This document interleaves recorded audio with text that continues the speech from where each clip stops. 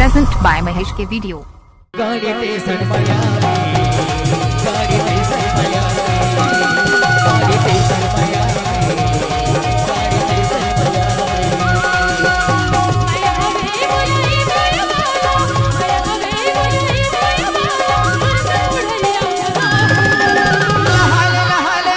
DJ Mahesh।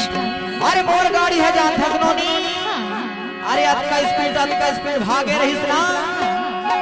कहूँ एक career नहीं पा रहा तो भोर का में झाझरों में बजा के रखे से अब कहाँ गई था गाड़ी की सनमाया हो गाड़ी की सनमाया हो गाड़ी की सनमाया हो गाड़ी की सनमाया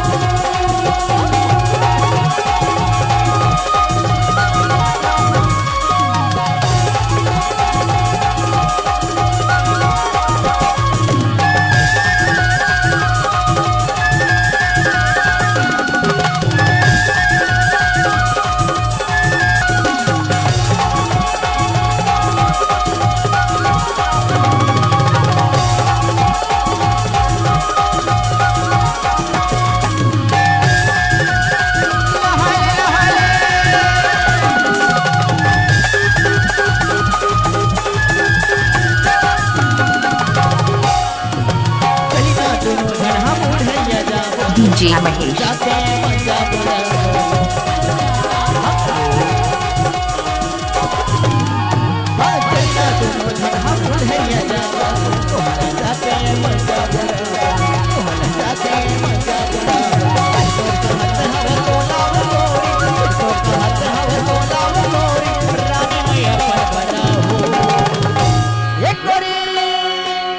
DJ Mahesh।